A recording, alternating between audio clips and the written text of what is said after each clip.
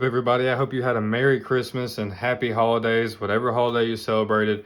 And as we're moving into the new year, and hopefully you might have secured that PlayStation 5, or you just haven't secured it yet, and you just want to know what are the top games to play once you get it. Listen, I got you covered. Obviously, this is all opinion based, but this is just from my experience from having the PS5 for about a month now. All right, so coming in at the number 5 spot is Days Gone. Now, Days Gone is one of those games that I slept on just like a lot of other people did, or I just, for some reason, it did not click with me on the PS4. I put a couple hours into it, but nothing significant. I don't know what it was about the game. I just never really went through all the way with it. Now, when you play it on the PS5, it is 4K locked at a 60 FPS, and man, is it beautiful.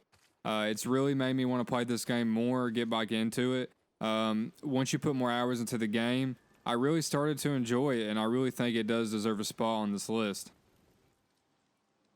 All right, coming in at number 4, we have, drumroll please, Ghost of Tsushima. Now, this is a game that I really have been putting the hours into.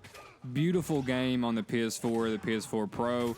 I believe me, I know a lot of people have already played this game and they've beat it and they've platinumed it and they have 100% loved it, went through it already.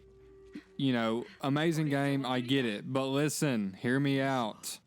When you play this thing on PS5, it is an amazing experience. Once again, 60 FPS at 4K.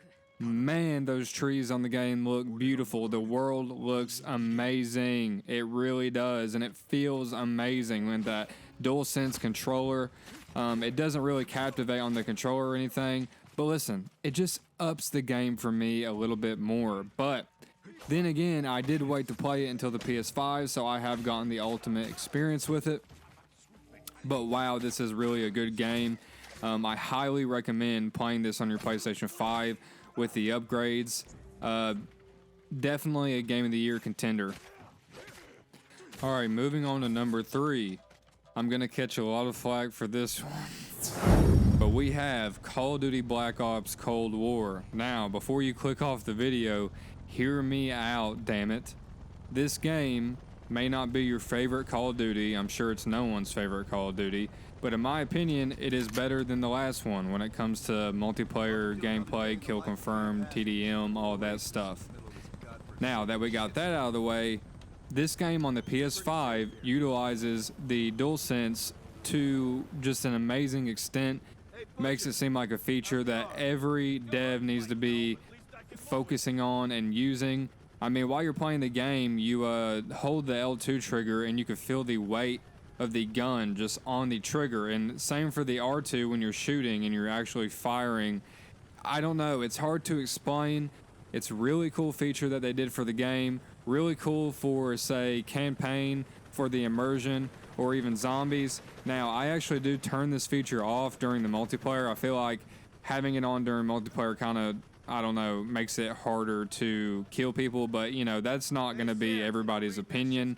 The game runs up to 120 FPS at 4K. It is a beautiful game, and I really do think it's worth it. If you're into Call of Duty, check this thing out on your PS5. Great time. All right, let's move on to number 2. Now, this would not be a top 5 games to play on your PS5 if Astros Playroom was not in it. This game is just an amazing demo-ish. I guess it is. Yeah, I mean, it's a demo for the PS5 and for the DualSense and, you know, what it can do, and it shows you all the features. But wow, this is a great game to hop into, considering that it's downloaded on your PS5 for free, and it is really fun. You got a little bot running around. I mean, dude, it gives you those Little Big Planet vibes. It's just a short little demo-ish game, but it makes the most fun of it. It throws in PlayStation nostalgia in there. Sony fanboys are going to love this thing. And hey, if this is your first PlayStation, you're not really going to understand it, but hey, it is still a fun time, I guarantee it. It's so fun to see how the DualSense features are coming about while playing this game. It is really fun. And if you have a PS5 and you haven't played it yet, which you probably already have, I assume most have, you very much should just click X on the game, give it a try. It's a lot of fun. Makes me want to cry also. Now, coming in at number 1, and you probably could have guessed it to be honest with you, is Spider-Man Miles Morales.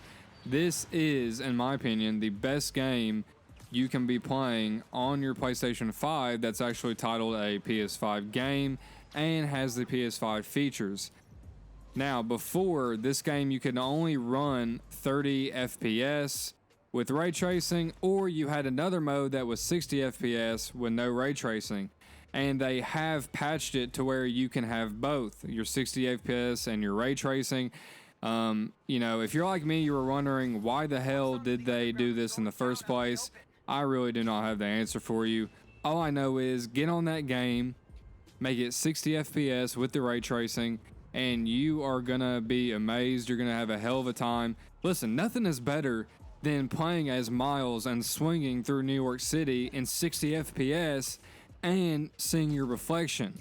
On top of that, the game's story grasps you. It's really cool, really fun. Obviously, it's just as fun as the Spider-Man 2018. Some people even like this one better. Listen, you have to give it a try if you haven't yet. If you're into this, if you think you are, listen, even if you think you're not, give Miles Morales a try. It was just a fun time, and I really do think it's the best exclusive that is considered a PS5 exclusive that you have to date. Alright guys, I hope you did enjoy that list. Let me know down in the comments what other games that you think, since I only did my top 5. I don't want to keep it going, whatever. I only really have a top 5 right now. I've really been enjoying a lot of the games I've been playing, but those are just my picks. So let me know. Thanks for watching. Thank you for tuning in, of course. And have a great day, and Happy New Year's.